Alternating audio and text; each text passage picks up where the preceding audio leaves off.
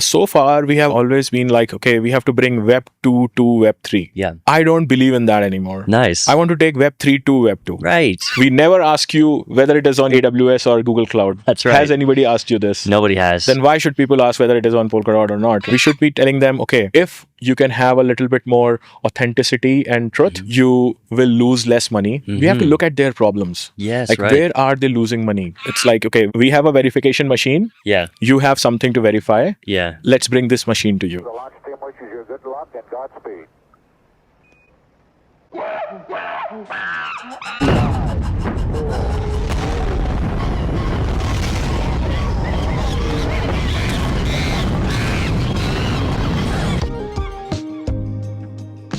Space Monkeys, blasting off with Gautam Dhameja. He's the founder of Blockdeep Labs, responsible for a lot of the activity in the Polkadot ecosystem right now. And we're very lucky to have him with us. Gautam, welcome to Space Monkeys.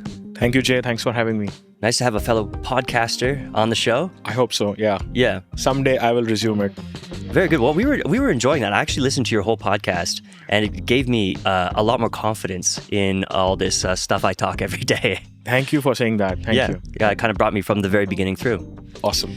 I guess you kind of do this with major projects that have been onboarding into the Polkadot ecosystem. The first one was Mythical Games. We were just on stage on a panel with them where they said they had 6.5 million users now. And they're all generating assets in their NFL game, which are eventually making their way on chain, trading these assets. I think they're calling for another 100 million with their FIFA game. Pudgy Penguins in there as well. But none of this would have been possible if they hadn't worked with you guys. What was that relationship like? I would say it was always possible. We just became a medium to do that. Oh, yeah, I see. There were a couple of things there that were very, very interesting, but challenging as well. So primarily from the fact that there's a running chain that is connected to games, backends, exchanges, wallets, and it is already having more than 1 million users, more than 5 million NFTs. Yeah. How do you make sure that all of that comes on board on Polkadot without breaking a single transaction? Somebody said this to me, and I still, have it in my head, like moving a mountain through an ocean without spilling a drop. Yeah, right. This was a good challenge for us to solve. Sure. Personally, for me, it was also a thing of reputation, because the first project of Blockdeep, Yeah. as a company, as a team who has just spun out from Parity. Yeah. So yeah, those were really interesting and challenging times, but we finished it. Everything went perfectly fine. We onboarded 8 million plus NFTs on the day of migration. Yep. More than 1 million users on that day. Now, of course, like you said, the users are increasing every day. Oh, yeah. And yeah, it has been one of our greatest learnings in the last few years on how to onboard more than 1 million users on a Polkadot parachain. I have done that. Yes, you have. Yeah. And just to be clear, they were running their own kind of proof of authority chain before. And the idea was to bring all of that activity onto a substrate chain. There was EVM over there. Yes. And then you created this sort of EVM environment on a substrate chain. Can you describe what that looks like? The previous chain was an EVM private chain. It was kind of a private fork of Ethereum. And there were smart contracts for, gaming related activities, NFTs and marketplace and stuff. And when we were first initially, because this project had multiple stages. The first stage was, of course, when we were all at Parity, was BD and the opportunity conversion. Once the opportunity got converted, then the next stage was primarily, okay, now how are we going to do this? What do we have? What do we need? And how do we get there? So that was all, technical analysis. And this is where we were discussing, okay, if we put an EVM on substrate, that is 3x slower than the native parachain stuff. Yeah. And we did all of that benchmarking. So we ran exactly the same smart contracts on a parachain inside an EVM, like Frontier stuff. And then we rewrote those smart contracts into pallets and we did the benchmarking, and it was 3x slower. Yeah. And we were already, having trouble with bandwidth at that time because async backing was about to go live. It was not live yet. Right. So we proposed this to the Mythical team that we will keep your accounts model exactly the same. Okay. So it will still use Ethereum accounts. but it will have all the logic and palettes.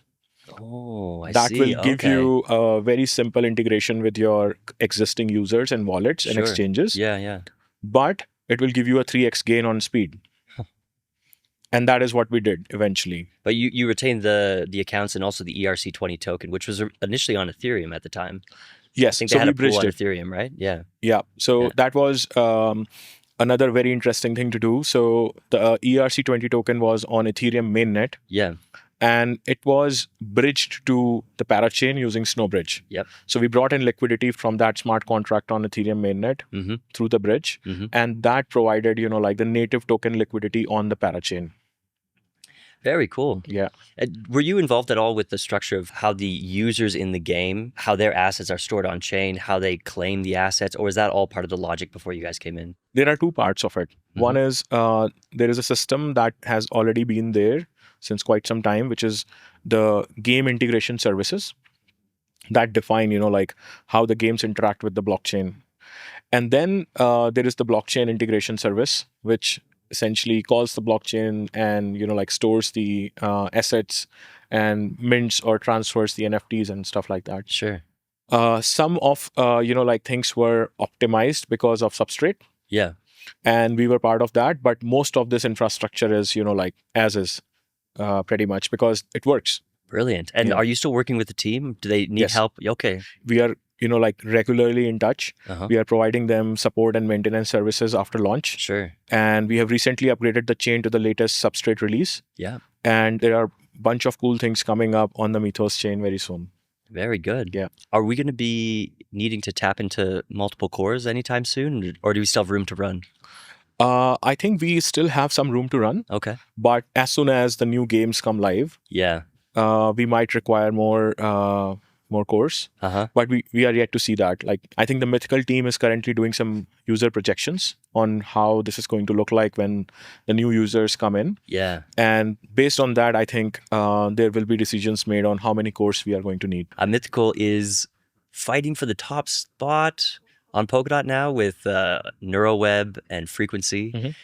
But we have another huge ship coming into port here. This is the Vbrick project. We just had them on the show. We released it a few weeks ago, and they name dropped Blockdeep. You were kind of helping them prototype. We got an intro through Connor. So first of all, I want to thank Connor for the intro to Vbrick.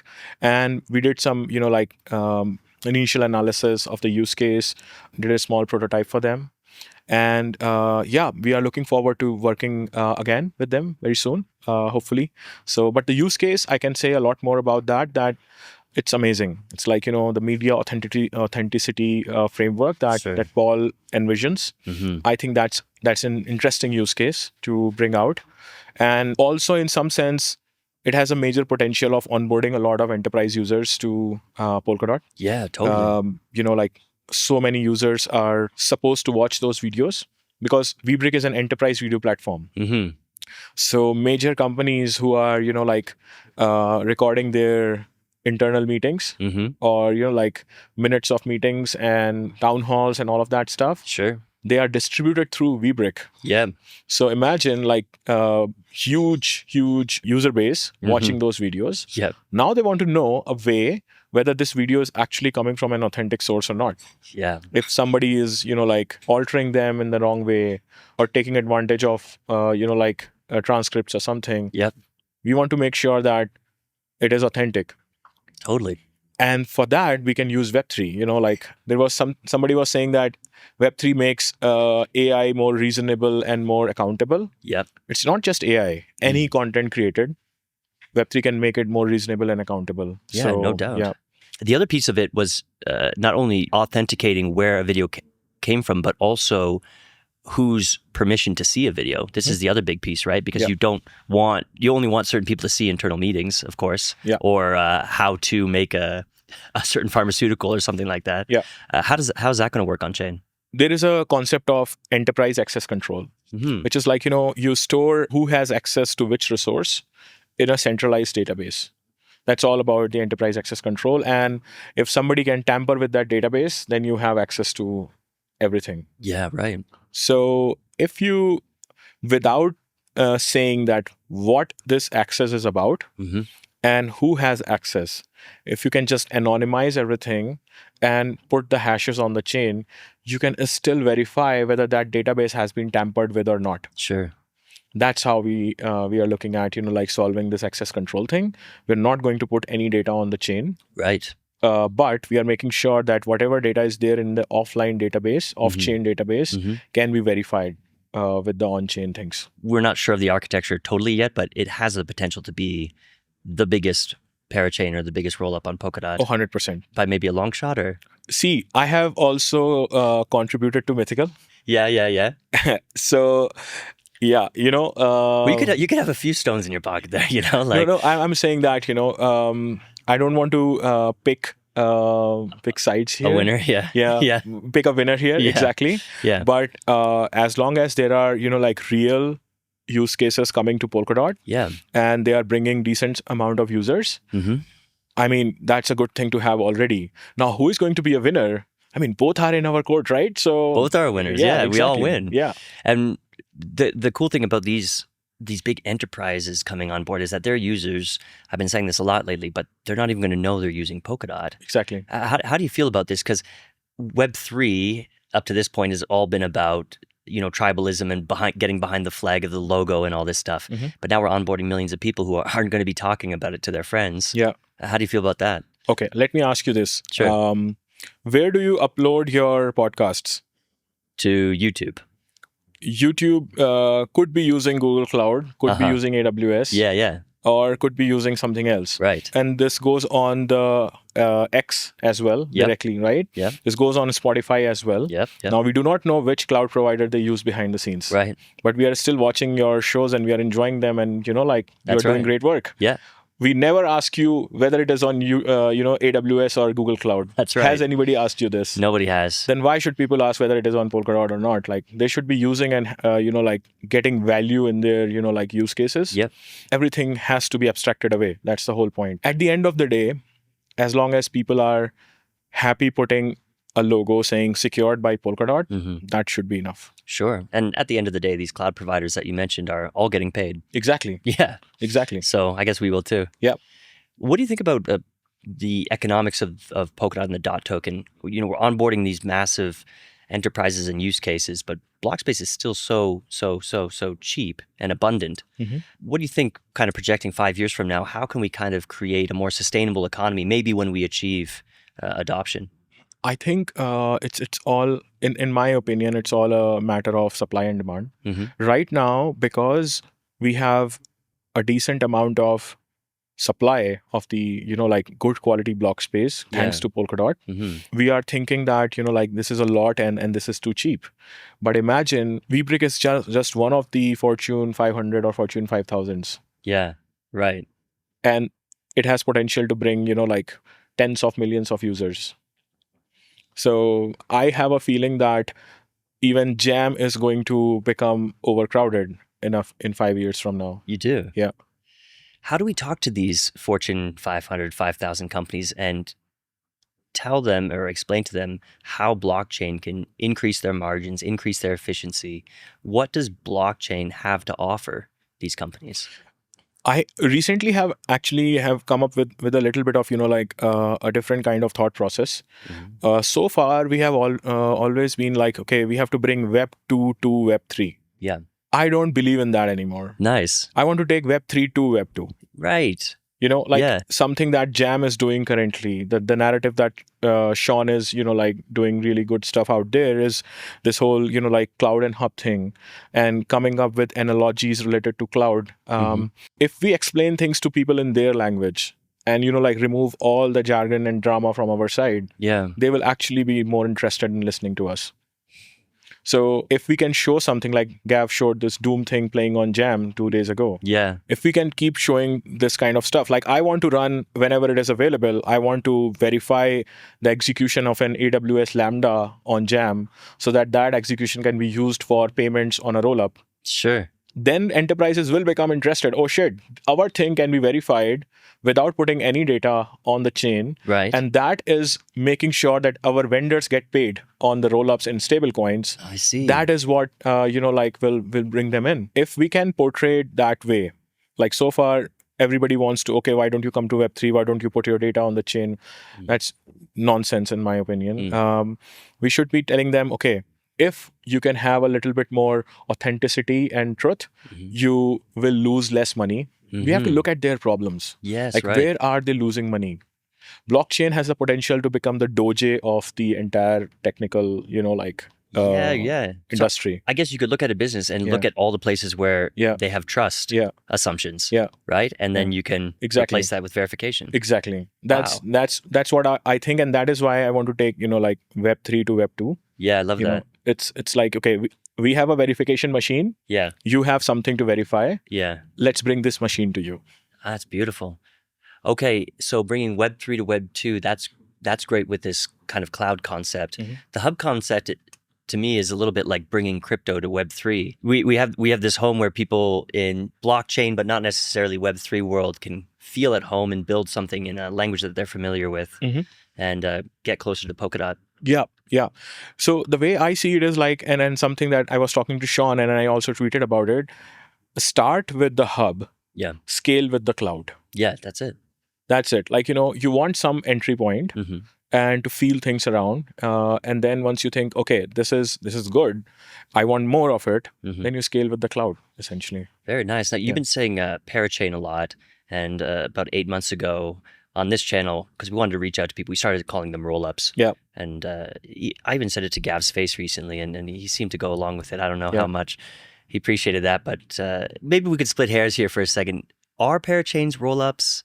Or in what way are they rollups, and how are they different? Okay, so rollups are essentially, there's an L1, and L1 wants to outsource the execution to something outside, and that execution needs to be, the proof has to be posted on L1 back to be verifiable by anyone. Yeah, that's a rollup. Now, Parachains are pretty much doing a similar thing.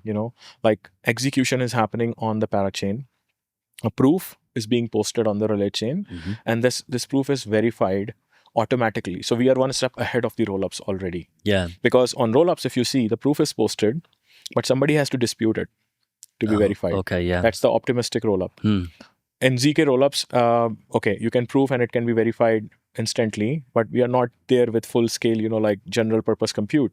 They are not there yet. Yeah. So if majority of the successful rollups out there are optimistic rollups. Yeah. But Parachains are already one step ahead. You don't have to dispute initially, your proof gets verified, and you have much better, security guarantees. So they are rollups, but they are better rollups, I would say. Beautiful. Yeah. It's nice to have an expert like you around. Thank you. You recently did a project that was funded by the Treasury Ecosystem Services, where basically Blockdeep was available for projects building under the umbrella of Polkadot to help out, was it basically in any way that they needed? Yeah. What did you learn from this experience, and what were you able to contribute? Yeah. So this was something like a continuation of our services from Parity, actually. Yeah. So when I was running this team at Parity, what we were offering, like whoever wants to come in. So the flow was like this. The BD team would engage with the initial, touch points. If they get interested in Polkadot, our team would engage and would provide them, advisory on if you are building on Polkadot, what you should be looking at, how you should be getting started. Then if you are already building on Polkadot, we will help you review your code. And if you are, doing something wrong, or you can improve something, we will help you with, that feedback. Okay. The third thing was every few weeks, there is a release from Polkadot SDK. Sure. But it's not straightforward on what should a parachain builder be looking at and what should a protocol builder be looking at from that release perspective. Yeah. We started creating a thing called release analysis reports that was primarily focused on, okay, you are a parachain developer. This is what you need to look at in a release. If you want to upgrade your parachain or not to the new release, what functions are important and all that. And finally, there was a thing called technical support, where if you're bricked your chain, or if you are having trouble with, integrating with something, then we are here to help. All of this was provided by free from Parity. But when we spun out, that whole service and expertise was not there. Sure. So we proposed to the treasury that we want to continue these services on a trial basis for 6 months and see how they're received. So we provided the reviews, release analysis, technical support. Yeah. And there was one more thing in there, the delivery partners program. So we did 20 reviews, 20 different parachains. Wow. We reviewed their code. Yeah. A selected, piece of their code, because the entire code base was sometimes too big. So we selected whatever is the newest thing that you want us to look at, where you are not fully confident. So we reviewed that for 20 teams. That was an amazing experience for us. We understood what are the points where people are still having challenge in using our technology. And as an outcome, we created an entire book for anybody to look at, best practices for Polkadot. Wow. It has more than around 50 different fully detailed, findings. These are the common pitfalls, and you should be avoiding them with clear, usage examples. You might be doing this, but don't do that because that's the problem. You should be doing this, and so on. Sure. And we keep on maintaining and adding to it whenever we see something in the ecosystem. The second thing was the release analysis reports. So we analyzed all the releases from June to December. Yeah. And did some really major ones over there, because now there is this quarterly cadence of releases. So major releases are released every quarter once, and all those release analysis are out there. Then the third thing was this delivery partners program, primarily making sure that just like Blockdeep, if there are other agencies in the Polkadot ecosystem, or even if they are not in the Polkadot ecosystem and they want to join us, how do we make sure that they are visible? Yeah. Because if you are building a parachain, you might want to have someone closer to your time zone, or you might want to have someone in your budget. Yeah. And you need options. And although this is counterintuitive to a competitive landscape for us, but we wanted to make sure that people have options, not just Blockdeep. So we created this entire directory of delivery partners, where they can offer design support, parachain development, smart contract development, and bunch of other things. And the fourth thing was technical support. This was primarily arising from the point where async backing and agile core time were just around the horizon when we were creating our proposal. So we thought these two cutting edge features could cause a lot of problems, right? Could cause a lot of problems, could cause resistance for people to get onboarded. So we promised that if you are having trouble with any of these things, we are here. We'll provide you free support. We'll solve your problem, and the treasury will pay for it. But nobody came to us for that. Okay. So we refunded that part of the money. You to refunded the treasury. that portion back. Oh, very good. So we finished all of this on pretty much I submitted the report to OG Tracker right before the holidays. They were super helpful. They approved it, and we finished it off. But this year we are still in the process of analyzing, okay, is it needed again, or should we change something there? So we might come back with a new proposal about this if there is demand in the ecosystem. So this is more like a cool down period for us right now to find out what is the demand out there, and then come back to the treasury. Amazing. These 20 projects that you basically got a tour of, that must have been so cool. Yes. Did you see any beauty? Are there 2 or 3 projects you want to shout out for just elegant design? 100%. So we reviewed the code from the Kilix team, the Kilix finance team. Amazing guys, all of them PBA graduates. And doing really cool stuff in there. It was not at all visible that this was their first project. Wow. Then of course we worked with Frequency. We reviewed some of their code. That's absolutely stunning piece of code I've ever seen on a parachain. Are you serious? Yeah. Wow. No way. Yeah, it's the Frequency code is the best parachain code. We just had them on the show last week because they interviewed, or they announced this Blue Sky integration. They're going for the moon as well. Yeah, and they are an amazing team. Wow. When we were creating their review report, we were short of things to write there. What should we find out here? Wow, yeah. They are amazing, and big shout out to them. Cool. And I think we also reviewed code for Energy Web Foundation. Oh, yeah. They're also amazing team. Yeah, sure. We saw some really cool stuff in there. Yeah. Essentially, with their like the workers palette and the parachain, the EWX parachain. Yeah, right. Some really interesting stuff there. Definitely. So yeah, I would really give shout out to these three. Thank you very much. That's so cool. Yeah. Okay, and just this week, you had an announcement, Epico, right?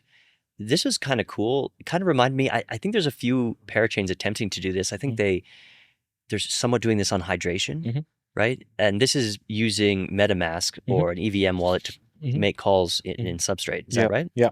Tell me about it. It's something that, like while we are primarily positioning ourselves as a dev shop or development agency, we keep, like pushing part of our resources towards research and analysis on what can be improved in the ecosystem. Thank so you. This is one of our first projects. Yeah. We thought, okay, there are so many users on MetaMask, but when you ask them to install the Polkadot Snap, well, there is resistance there. Yeah, because what has to happen now for a MetaMask user, they have to download a separate extension. Yeah, it's like with this, like recent trend of wallets getting drained. Yeah. And bunch of, like stuff happening, which is not so good. Yeah. People do not want to add anything to their wallet. Right, exactly. Like when we sat down to design this, we realized, okay, let's not touch MetaMask at all. No Snap, nothing fancy there, just pure vanilla MetaMask that the user is trusting right now. We do not want to touch that. Now let's see how can we solve the problem. Because there are millions of users there. A lot of times, even I don't want to install a second wallet on my phone. Yeah, me too. Yeah, it's like too much. Yeah. So we thought, okay, how do we bring those users to interact with Polkadot? If they want to, of course. There is an Epico came out, like we analyzed on the Parachain side, okay, what can we do there? So there is a component on the node side, there's a component on the dApp side, but there is nothing on the wallet side. Ah, okay. And any Parachain, any dApp built on any Parachain can use this. There is one, let's say, gotcha there. You have to use EVM or Ethereum accounts like Mythical, because MetaMask only understands those kind of accounts. Otherwise, we have to add the Snap and then the whole problem is back again. So, but just like Mythical uses Ethereum accounts, any Parachain can use them as well. Sure. So this is, like easy to integrate. We have built the entire, like library with, you can integrate that library into the node side. You can integrate a library on the dApp side with one line of code. And then that's it. You're ready to go and you have MetaMask support on your Parachain. A parachain that is already using Substrate addresses, can they work together? They can. We have to also enable Ethereum addresses. Okay. And then it can be done. All right.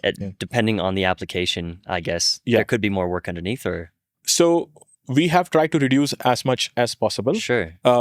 Because the best part here is every parachain is built using Substrate. Yeah, right. So we don't have to, like dig deeper into everything. It's like, okay, there's a layer where we need to make some optimizations and changes. Okay. And that layer is taken care of, and then everything is straightforward. There is something called, I'm not sure how much you are aware with the Frontier project. Just through Moonbeam. Just through Moonbeam. Yeah. So exactly. So Moonbeam is using the Frontier project. Frontier project is about having an EVM running inside a Substrate palette and having an Ethereum RPC connecting, like to outside world. Yeah. And then using Ethereum account. So it's like a pure Ethereum compatibility layer for Substrate, but it uses EVM. But if we go back to our initial conversation, EVM is 3x slower on Substrate. Yeah. So I don't want that. No. So Epico is essentially Ethereum compatibility without EVM. Any projects that are looking at this already, or you just announced it recently? We just announced it. Yeah. We have received some inquiries. Ooh. We are also, like trying to make sure that this, instead of, like going to a single project at a time, we are trying to first gather the demand and then we'll just go to the treasury and open source it. Because cool. why should just like a few projects take advantage of it? And the other thing is also like we want to continue building cool stuff. So instead of going into like sales cycles of these things, we just want to go with a more like a straightforward route. Good. Where first of all I want to make sure that there is enough demand and I'm able to verify it. Yeah. Then I can put that verification proof for the treasury. Thank you. Yes. We would love that. Yeah. Too often we get like some cool technology and then we forget about it. It gets dusty and So we show that there is decent amount of inquiries and demand. Yeah. And how many users are on those parachains who are demanding this. Sure. So that is the potential, like the user base that can be benefited by this. And then we go to the treasury with a proposal. Wonderful. Yeah. Now, you started a new Twitter account recently. Yeah. Web3 Gautam, right? Yes. It's a good one to follow. You Thank make you. me think quite a lot here. I guess this is from your work interfacing with projects that may have misconceptions or the wrong ideas about what's possible with blockchain. I wanted to start afresh. Yeah. My other old Twitter account had too much of, non-blockchain stuff as well. And I wanted to have pure blockchain related creator account. Sure. And I just one day woke up and I'm going to tweet a little bit more. What resonates for you with the Dexter? Kind of, I became an engineer because of that character. Yeah. He was always in the lab doing cool things. Yeah. And one of my favorite cartoon series in the childhood. So I was like, I want to become like Dexter one day. And I still, have good fond memories of watching that show. Sure. So yeah, I have this on my GitHub. I have this on my Twitter, and so it kind of motivates me to stay technical in some sense. Yeah, I love it. Yeah. Could you share with us some of the biggest misconceptions you see about what blockchain's capable of, or what projects might think blockchain is useful for? Yeah. Something that I keep, saying, and it's also in my, the header image of Twitter.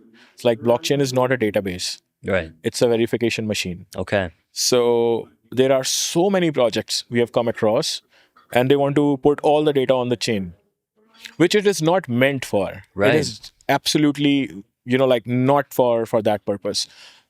And this is something that the first thing that we learned at Parity, when I joined Parity back in 2018, the first thing we learned there was only consensus critical data should be on the chain. Right. And then people ask, okay, what is consensus critical data? Yeah. It's not the consensus happening in your chain. It's on your app level.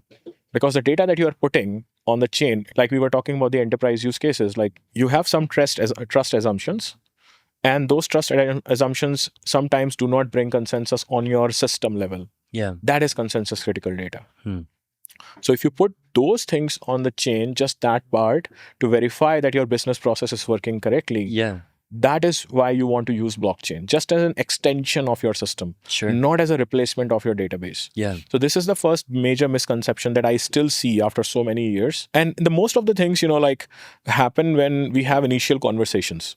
Like teams come to us and say, okay, we want to build a blockchain and this is what we want to do. And that is where I ask them, why do you want to do this? Because no matter how much we want to onboard people on Web3, we don't want to onboard the wrong use cases on Web3. I'm not in favor of that you should be using this for anything and everything. Sure. You should be using this when you really need it. Do you need a verification machine? Yes. Yeah. Then you should use it. I mean, some projects that are trying to tackle decentralized databases, though, right? Like we're about to release. I think it's going to come up after this. But the Subsquid guys, the SQD guys, they're doing decentralized indexing, which is interesting. And then there are storage projects as well. Yeah. Do these have a place in Web3? I think yes. See, there are two things. One is when you put something for consensus on a chain. Yeah. That is a different thing. That's like having an on-chain scenario where you can verify and commit to everything. There is a second thing called replication, where you can just have data in multiple places. So you can, use any of the nodes. Not all of this has to go through the on-chain consensus mechanism. Right. There can be some things that can just be replicated across and verified using hashes. Or there are other things that must be going through on-chain consensus, like accounts and balances, the state of an account changed using a transaction. Those kind of things have to go through consensus, but not just, data storage. You can store data and have it, replicated across, and you don't have to worry about that essentially, because it's just non-consensus critical data available at multiple places. So yes, if we can follow these models, yes, we have places for these. But if you want to put this on the chain for consensus, that is when you are not, basically you are kind of, not using this correctly. I don't have a right analogy to say it right now, but I want to be more dramatic in saying this, to be honest. Commandment 1, Gautam's commandments number 1, blockchains are not a database. Blockchains are not a database. Yeah. What else? What else? There are other things. People directly want to jump into absolute decentralization. Oh, okay.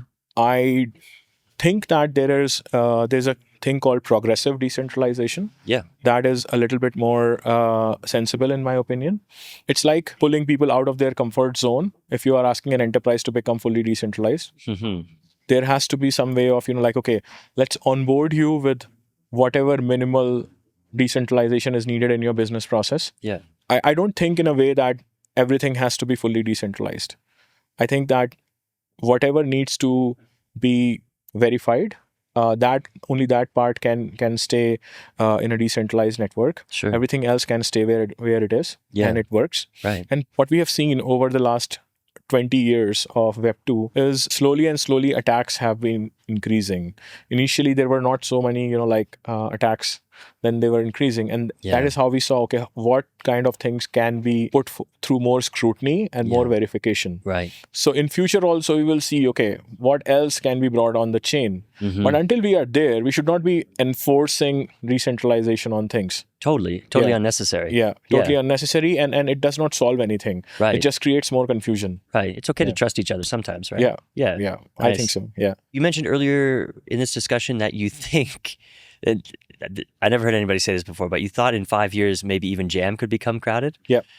That's incredible. What are you thinking about the development of Jam, and how is this going to change your contributions to the ecosystem? It's going to be huge. We are really excited about that. Sure. Something that we are going to be, contributing to is bringing other tools towards Jam. Sure. Like something that I proposed to Web3 Foundation very recently is let's integrate OP Stack with Jam. Oh, cool. Yeah. So anyone who's building on OP Stack can get the security guarantees and the semi-coherency model of Jam. Yeah. With full security. With security provided by DOT, you mean? Yeah. Okay. Yeah. We want to work on those kind of things. Like just take an OP Stack rollup, connect it to Jam. Okay. Wow. Yeah. Would they still be connected to Ethereum in some way, or would they have to cut ties? Right now, if you think of it this way, that there is already a bridge. Yeah. Between Polkadot and Ethereum. That same bridge is going to exist when it gets upgraded to Jam as well. Yeah. Or maybe other bridges come across. Yeah. So we don't think they have to cut ties anywhere. It's more like a security model. Okay. Okay. So do you want a semi-coherent security from Jam? Yeah. Or do you want a completely incoherent security from Ethereum? Right. And I think the model that Jam is coming up with is much more, interesting. Yeah. In terms of how you can have in-block communication between two rollups. Sure. And those kind of things, they are not available anywhere else. Yeah. And then the other thing is there is so much of adoption on these things like OP Stack, and you have things coming out like, Polygon CDK and Cosmos SDK. There are users there. Let's just put them all on Jam. What's the problem with that? So, totally, yeah. So that is what I want to do with Jam in the future. You guys aren't implementing Jam. We are not. Yeah, I was kind of surprised about that. We want to work more on the application layer. Yeah, good. Because somebody has to work there as well, right? Yeah, right. Absolutely. Yeah. That's fine. Any Jam teams impressing you, though? Have you been following? One of my favorites is Tomek's team. Okay, yeah. One of my mentors from Parity, and he's also building Jam. I think his team's called Fluffy Labs.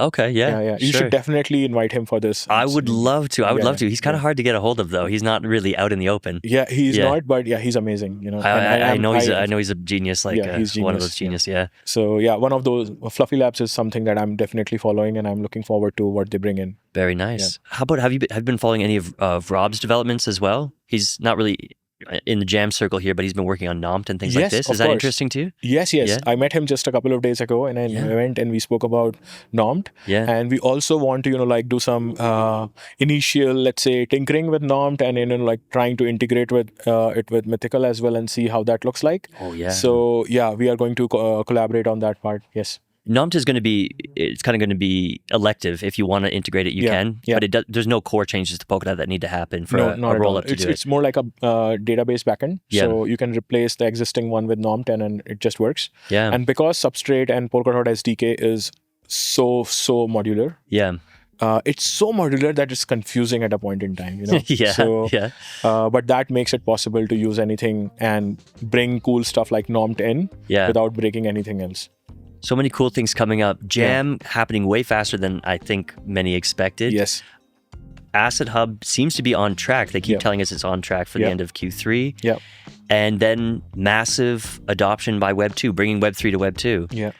You're very careful not to step over any NDAs, I've noticed, and we appreciate that, of course. But are there any projects you're working with? Maybe you could tell us about a use case or something that might be interesting to us? We are in talks with a DeFi team, essentially, but something interesting on DeFi, like, cross-chain stuff, cross-ecosystem stuff, let's say. Okay. Yeah. Okay. And we are in talks with another team who wants to do something similar to Mythical, migrate everything in. Okay. Yeah. There are some very, very early stage discussions also happening on a couple of things. Wow. And then there is going to be a big announcement probably in later March or April.